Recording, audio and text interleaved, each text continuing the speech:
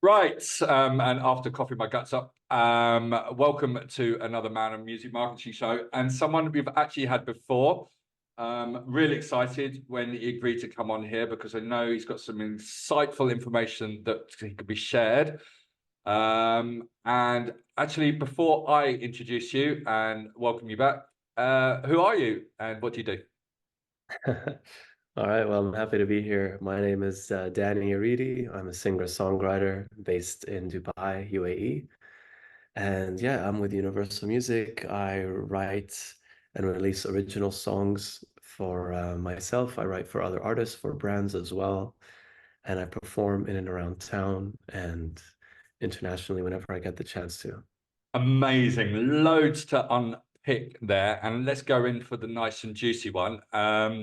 Signed to Universal Music. Awesome. And as can I just before with some context, you've released independent music as well? Or is it Uh, all I, has I all your music been released through Universal Music? No, no. So I've released independently before. I really wanted to work on a song when I lived in Canada.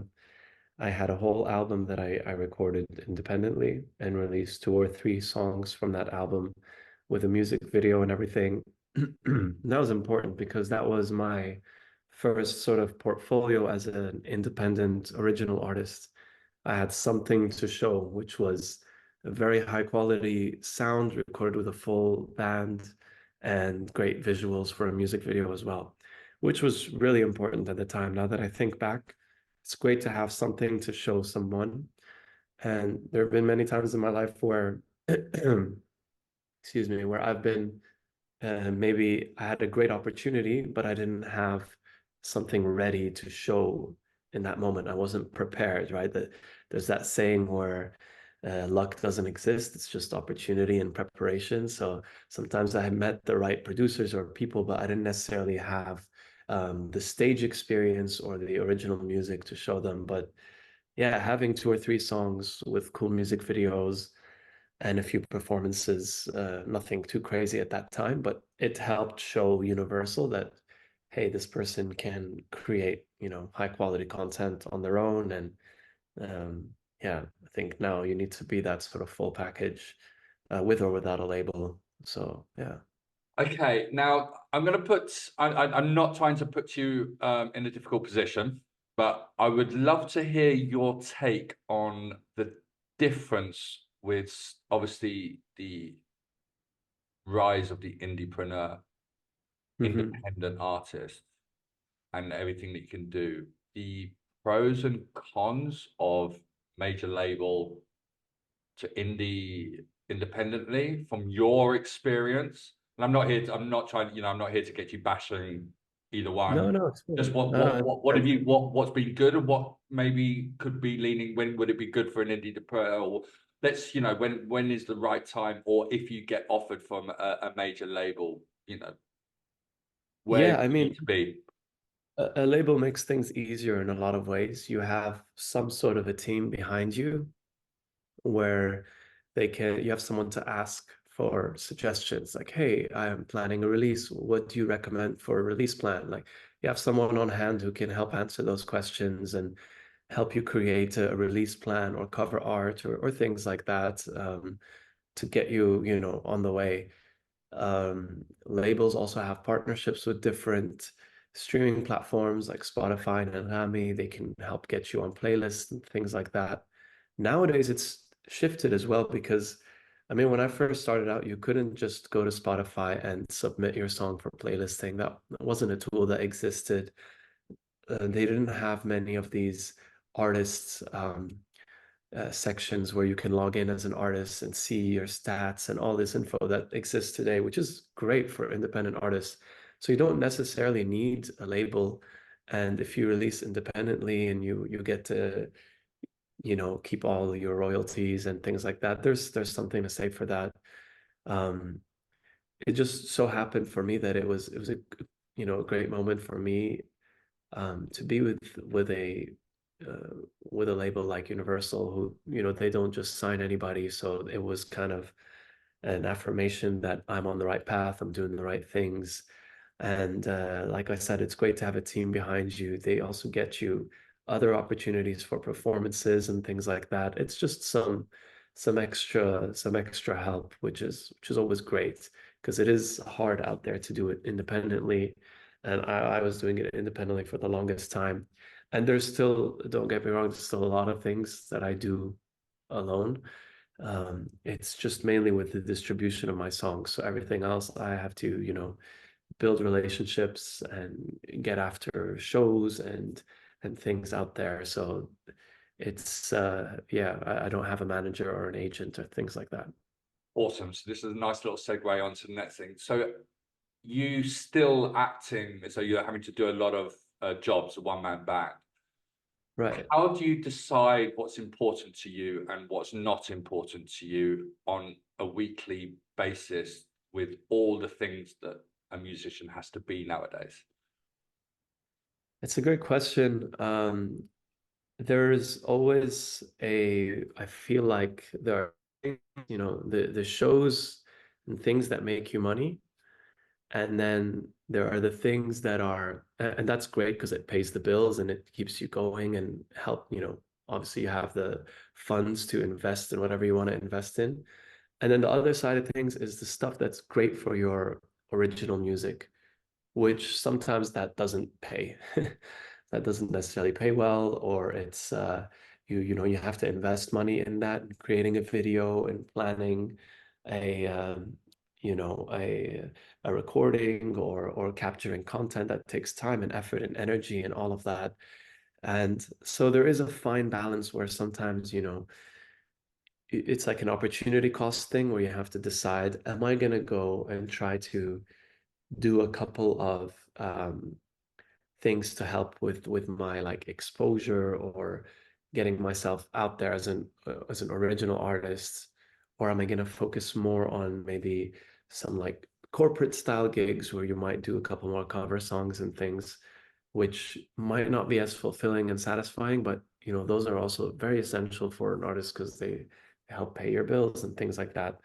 um, and so yeah, it's always a bit of a balance of each. And for me, I try to put out a song every 3 months or so. And just having that in my mind, like, okay, I want to release something within, approximately 3 months, gets me focused on working those 3 months and then coming up with the music video, the studio time for that original song, and some sort of release plan and teasers and all of that. So it's a fine balance between these two things. Do you outsource or delegate anything? Do you do to friends, your Uh, girlfriend, boyfriend, Fiverr? Is there anything that you would think, actually, I just don't do it, or you do it? You find time to do it yourself? Other than the filming and editing and working with producers, not really. Mm. Like I will have a producer in the UK or something, and in a way we are, outsourcing. I'll send my vocals over and some guitar things, and he'll lay on some piano tracks, or I'll get a videographer here and I would write storyboards, or sometimes I've written most of the storyboards, but sometimes I would work with a team that have a vision in mind and editors, and that's so nice because that's like one less thing to worry about. And it's a huge thing too. Obviously, it takes a lot of effort and people to come together to create something. So there are certain things I outsource, but not as much as I should because I capture a lot of content, and editing for me is something that I really don't like to do. I find it such a grind. And I was actually speaking to my friend the other day, and they were telling me like, you could pay someone to edit these long format videos or songs that you record that I, cover songs and acoustic original versions of my tracks. Um, yeah, abroad, and it's much cheaper and things like that. So there's definitely some things that I should be doing more, just to kind of ease the whole workload of things.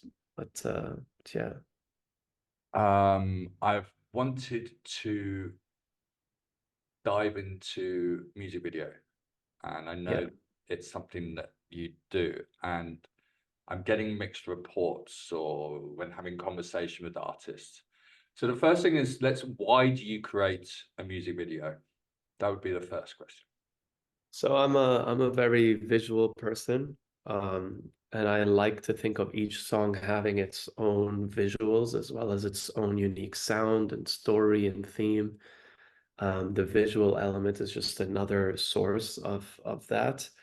Um, it's good to have on your YouTube portfolio, like different music videos. I enjoy the filmmaking process and writing and drawing storyboards and things like that, so I get some joy from that as well.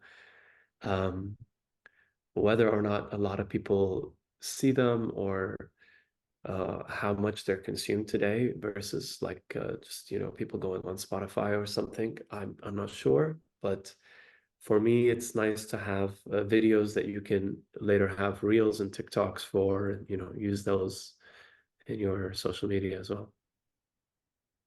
Don't need to ask you the exact amounts, but would a number that keeps coming up from my chats when I've asked people they've done their videos is $5,000. Does that sound about right, or is it something that's a lot cheaper? It can be cheaper and it can be a lot more expensive. Honestly, with these things, it really depends because you can film something with an iPhone and it can be amazing, or it can be just horrible.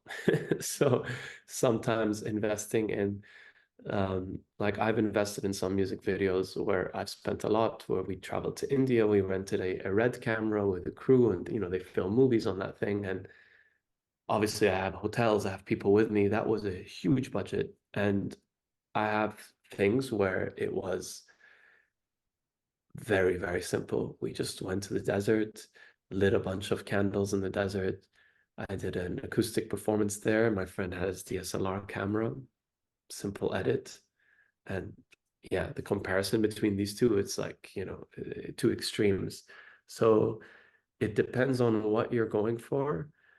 And, if you have a very, very ambitious idea, sometimes it's better to scale it down if the quality is going to suffer. And I've felt that through experience where I'm like, okay, if I had maybe 5,000 more dollars on this, it would have been what I envisioned versus, what it is now. Maybe I should have scaled down the whole idea. So the answer is it depends, what look you're going for. The next question, I'm going to say is, do you get a return on that how does that work as an Uh, artist? Not at all. Like that money, I make it from my shows, Yeah. and I lose money with these videos unless you're doing something where you can have a brand involved as a sponsor, where you're not, you're having some sort of um, either wearing their clothes or showing a product in the video or incorporating it into a story, and they are maybe producing the video for you, then that's quite good. Haven't had that direct, where I've made a profit or something. Again, these videos and streams, they're mainly just as a cool portfolio, something to showcase rather than a money making, you know, I think I element. might have paid you for this because all these answers you're going into the next. You're creating the own segues, which is thank you. So now there's Uh, two things there. There's obviously the revenue streams I want to go into, but also the brands. So mm. at what point? So you've been working with some brands. Could you just enlighten me just what brands that you have been working with?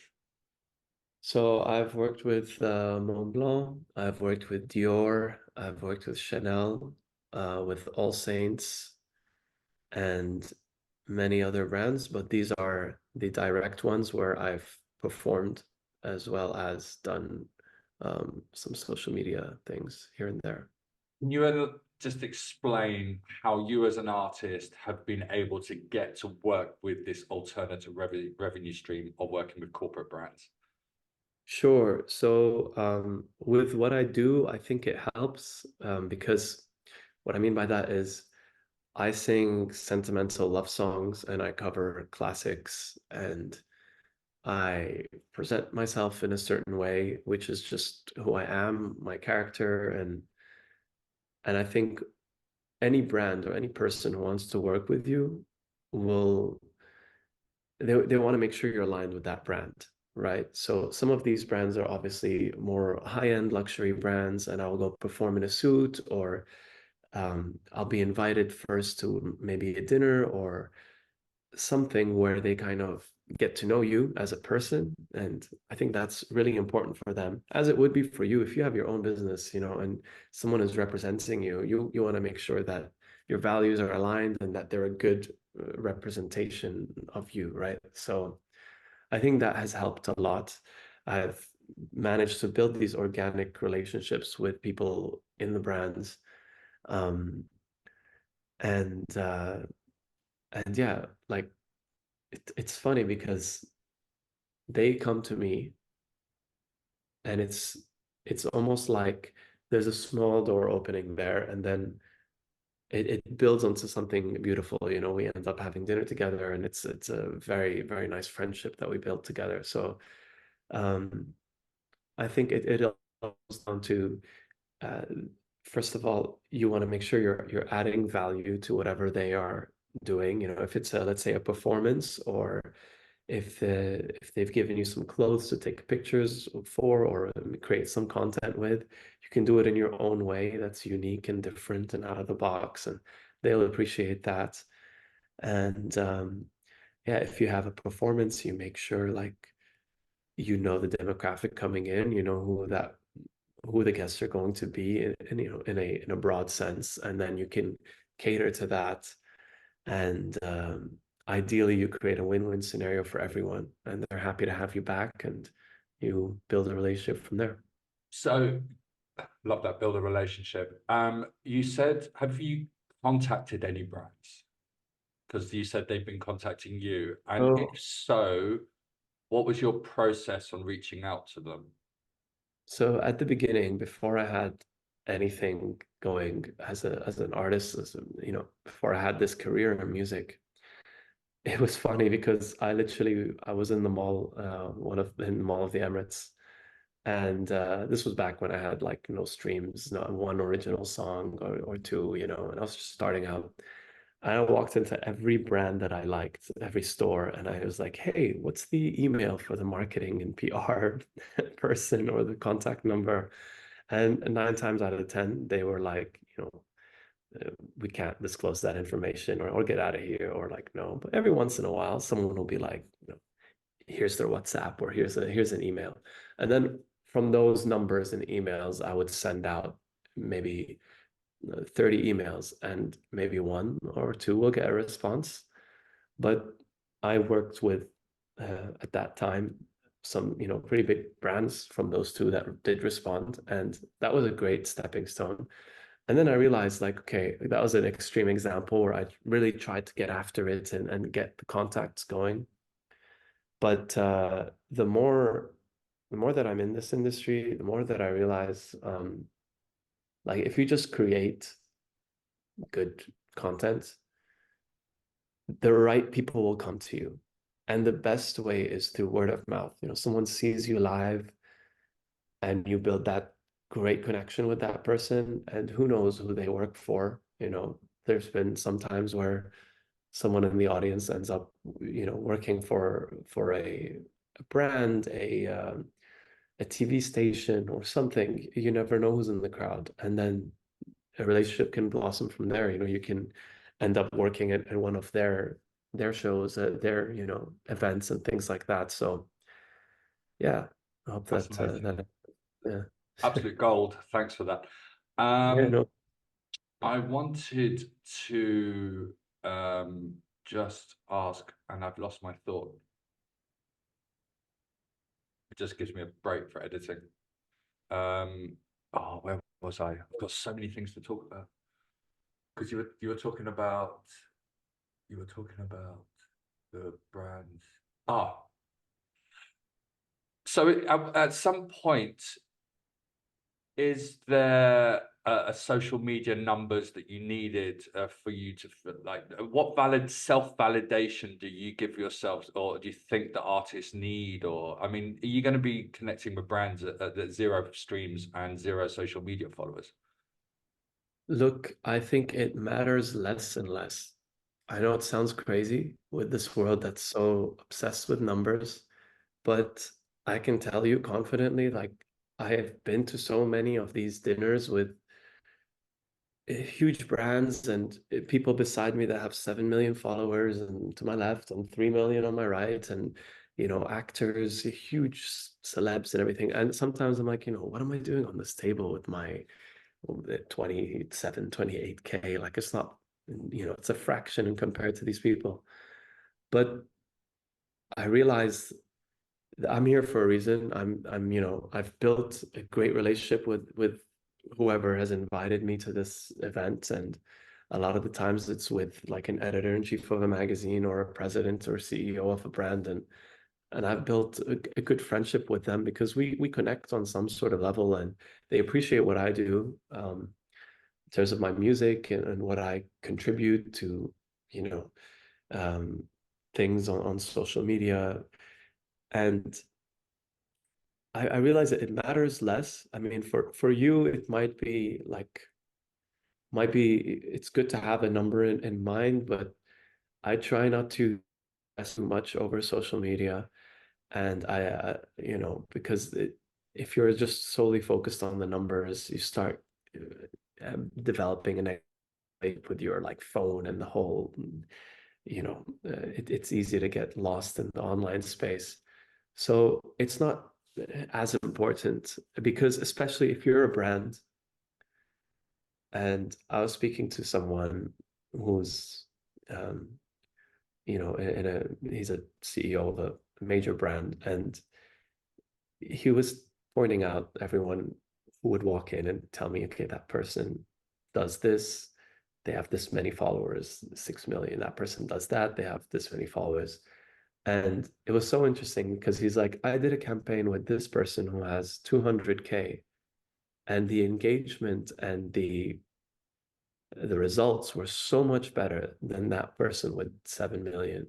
We chose not to do actually, so we chose not to do a campaign with that 7 million person because they they have all these programs online, which I'm sure you know about, where you just type in a username of someone and it tells you how real their followers are, the actual engagement, and all of that jazz. And he was able to determine like that one has a lot more authentic following, and that would be a better marketing campaign for them. So brands nowadays are so much more aware of like who's real out there. And I think they're also careful with who they're choosing to do things with.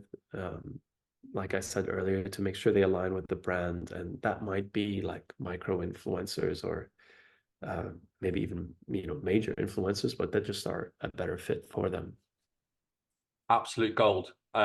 Really well said. And yeah, it's something that we've been talking about, fake bots, and brands are aware of those. Um, Thanks, Danny, for that. I just wanted to ask you now, after what we've covered, can you put in order your revenue pillars, like gigs first, corporate gigs Yeah, first, corporate gigs first to make the money, then yeah, personal gigs, preference your own music, second, yeah, brands, yeah. streaming, how does that look for you as an artist? This is what I'm just trying with publishing come Right, into right. it, social media, revenue as an influencer. Can you just give an idea of that you are making revenue from different streams than just your streaming and gigs? Okay, so to answer your question, definitely corporate gigs are number one. Um, Second would be, I would say, I guess I'd categorize this as like private events, weddings, birthdays, things like that. Um, Third would be songwriting. So I write for brands and I write for Other artists, I write for people as well, couples that want an original song about their story That's or things awesome. like that. That's an Okay, I've awesome, done. that's like an awesome side hustle, like using your Yeah, time it's for great. something else. Great. They're a fan of yours, and they, if, sometimes they'll tell me a story of theirs and how they met, or someone will even tell me like a story of what they're personally going through individually, and I'd write a song for them, So songwriting would be third, right? I mentioned. And then fourth would be branded things, whether it's social media uh, posts or, yeah, going to certain events or reviewing a product or that sort of jazz. Um, and then the last thing would be the streaming. Interesting. Sounds logical. It sounds realistic. I appreciate you sharing that. Um, wanted to you send out emails. I've got emails from you, marketing. Yeah, it's Tell me quite, I about don't that from your point of view before I grill you. come from you, so I know how important it is for you, and it's really I do important. understand. It's good to have, especially in case whatever social media you're using is suddenly not popular anymore or something. Having those emails is quite valuable. I should do it more than I do, to be honest. I think I do it twice a year, which is not nearly enough. Oh, right. Uh, Okay. yeah, I mean, maybe I've done it 3 or 4 times. Once whenever I have a release, but I don't believe I did one for my last release. Yeah. Is it something that So you would look to explore, or have been looking at it, or do you solely rely on social media at the moment? I mainly, yeah, I do rely on social media for most of my things. Yeah.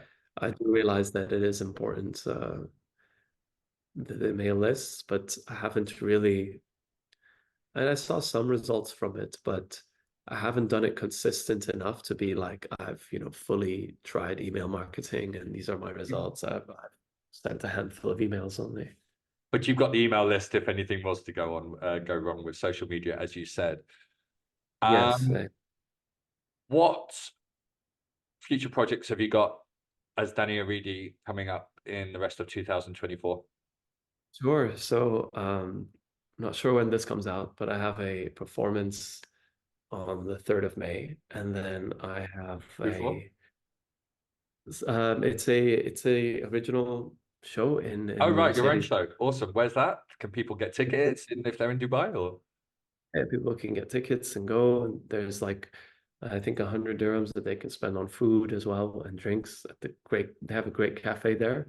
It's at the Mercedes-Benz brand center in D3.